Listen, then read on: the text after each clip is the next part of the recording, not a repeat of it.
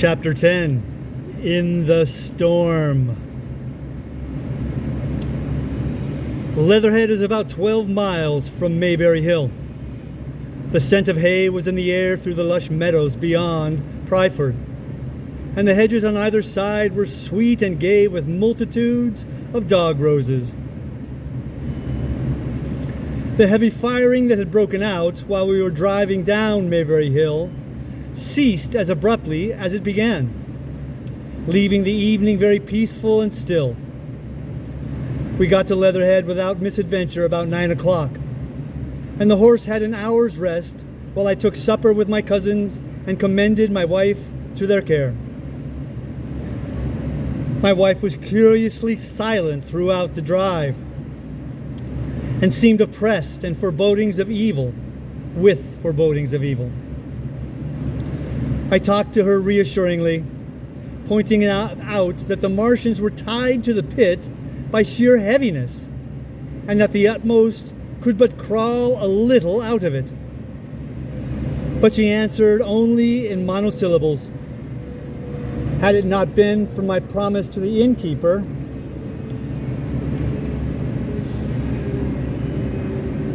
she would, I think, have urged me to stay in Leatherhead that night.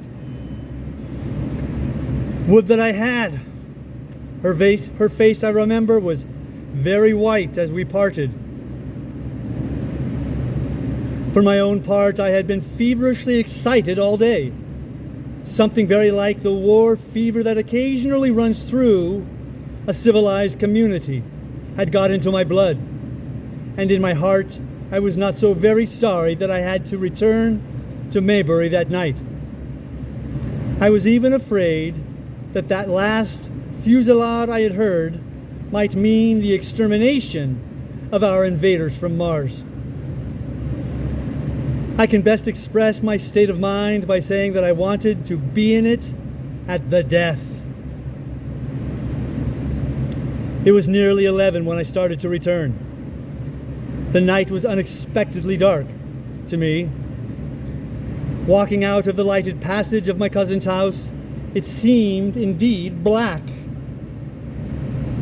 And it was as hot and close as the day. Overhead the clouds were driving fast, albeit not a breath stirred the shrubs about us. My cousin's man lit both lamps. Happily, I knew the road intimately. My wife stood in the light of the doorway and watched me until I jumped into the dog cart.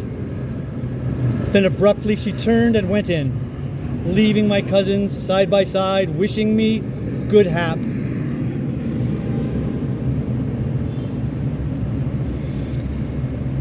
I was a little depressed at first with the contagion of my wife's fears, but very soon my thoughts reverted to the Martians. At that time I was absolutely in the dark as to the course of the evening's fighting. I did not know even the circumstances that had precipitated the conflict. As I came through Occam, for that was the way I returned, and not through Send and Old Woking, I saw along the western horizon a blood-red glow, which, as I drew nearer, crept slowly up the sky. The driving clouds of the gathering thunderstorm mingled there with masses of black and red smoke. Ripley Street was deserted, and except for a lighted window or so, the village showed not a sign of life. But I narrowly escaped an accident at the corner of the road to Pryford, where a knot of people stood with their backs to me. They said nothing to me as I passed. I do not know what they knew of the things happening beyond the hill, nor do I know if the silent houses I passed on my way were sleeping securely, or deserted and empty, or harassed and watching against the terror of the night. From Ripley until I came through the Pryford, I was in the valley of the Wey, and the red glare was hidden from me. As I ascended the little hill beyond the Pryford church, the glare came into view again, and the trees about me shivered with the first intimation of the storm that was upon me. Then I heard midnight pealing out from Pryford Church behind me, and then came to the silhouette of Maybury Hill, with its treetops and roofs black and sharp against the red. Even as I beheld this, a lurid green glare lit the road about me and showed the distant woods towards Addlestone. I felt a tug at the reins. I saw that the driving clouds had been pierced, as it were, by a thread of green fire, suddenly lighting their confusion and falling into the field to my left. It was the third falling star. Close on its apparition and blindingly violet by contrast, danced out the first lightning of the gathering storm, and the thunder burst like a rocket overhead. The horse took the bit between his teeth and bolted. A moderate incline towards the foot of Maybury Hill, and down this we clattered. Once the lightning had begun, it went on in as rapid a succession of flashes as I have ever seen. The thunderclaps treading on the heels of another, and with a strange crackling accompaniment, sounded more like the working of a gigantic electric machine than the usual detonating reverberations. The flickering light was blinding and confusing, and a thin hail smote gustily at my face as I drove down the slope. At first I regarded little but the road before me, and then abruptly my attention was arrested by something that was moving rapidly down the opposite slope of Maybury Hill. At first I took it for the wet roof of a house, but one flash following another showed it to be in swift rolling movement. It was an elusive vision, a moment of bewildering darkness, and then, in a flash like daylight, the red masses of the orphanage near the crest of the hill, the green tops of the pine trees, and this problematic object came out clear and sharp and bright. And this thing I saw, how can I describe it? A monstrous tripod, higher than many houses, striding over the young pine trees and smashing them aside in its career. A walking engine of glittering metal, striding now across the heather, articulate ropes of steel dangling from it, and the clattering tumult of its passage mingling with the riot of the thunder.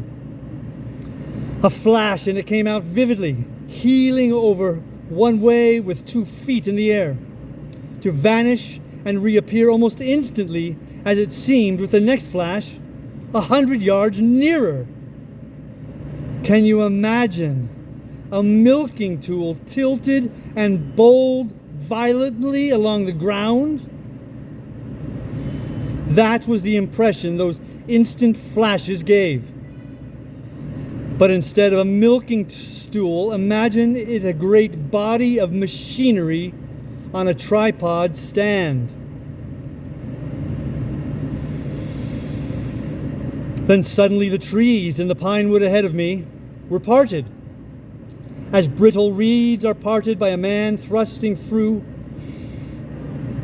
them. They were snapped off and driven headlong, and a second huge tripod appeared, rustling as it seemed, headlong towards me, and as I was galloping hard to meet it. At the sight of the second monster, my nerve went altogether. Not stopping to look again, I wrenched the horse's head hard round to the right, and in another moment the dog-cart had heeled over upon the horse. The shafts smashed noisily, and I was flung sideways and fell heavily into a shallow pool of water. I crawled out almost immediately and crouched, my feet still in the water, under a clump of firs. The horse lay motionless. His neck was broken, poor brute. And by the lightning flashes, I saw the black bulk of the overturned dog cart and the silhouette of the wheel still spinning slowly. In another moment, the colossal mechanism went striding by me and passed uphill towards Pryford. Seen nearer, the thing was incredibly strange, for it was no mere insensate machine driving on its way. Machine it was, with a ringing metallic pace and long, flexible, glittering tentacles, one of which gripped a young pine tree, swinging and rattling about its strange body. It picked its road as it went striding along, and the brazen hood that surmounted it moved to and fro with the inevitable suggestion of a head looking about. Behind the main body was a huge mass of white metal, like a gigantic fisherman's basket, and puffs of green smoke squirted out from the joints of the limbs as the monster swept by me. And in an instant, it was gone. So much I saw then, all vaguely for the flickering of the lightning in blinding headlights and dense black shadows. As it passed, it set up an exultant, deafening howl that drowned the thunder. Halloo! Halloo! And in another minute, it was with its companion, half a mile away, stooping over something in the field. I had no doubt this thing in the field was the third of the 10 cylinders they had fired at us from Mars. For some minutes I lay there in the rain and darkness, watching. By the intermittent light, these monstrous beings of metal moving about in the distance over the hedge tops. A thin hail was now beginning, and as it came and went, their fingers grew misty and then flashed into clearness again. Now and then came a gap in the lightning, and the night swallowed them up. I was soaked with hail above the puddle water below. It was some time before my blank astonishment would let me struggle up the bank to a drier position, or think at all of my imminent peril. Not far from me was a little one-room squatter's hut of wood, surrounded by a patch of potato garden.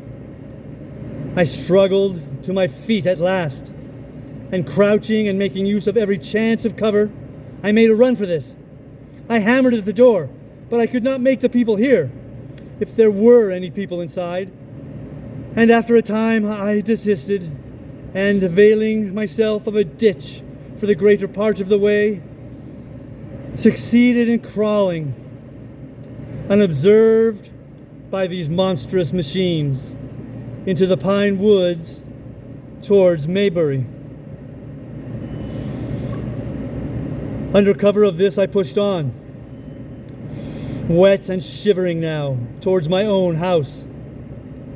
I walked among the trees, trying to find the footpath. It was very dark indeed in the wood, for the lightning was now becoming infrequent, and the hail, which was pouring down in a torrent, fell in columns through the gaps in the heavy foliage.